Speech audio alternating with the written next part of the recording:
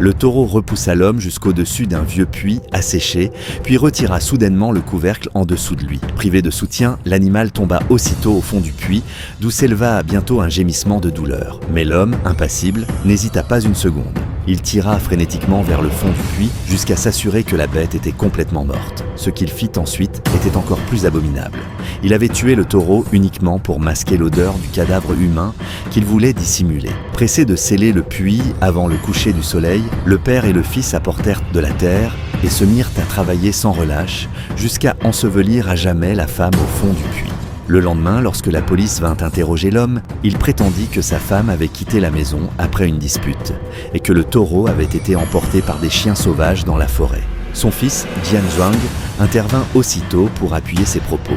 Les policiers, bien que suspicieux, ne trouvèrent rien d'anormal en fouillant la maison.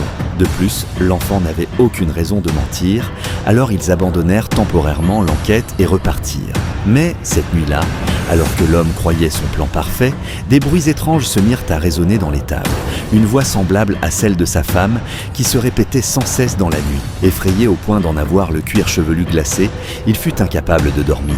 Rassemblant son courage, il décida d'aller vérifier, sans imaginer qu'il allait être témoin de la scène la plus terrifiante de toute sa vie.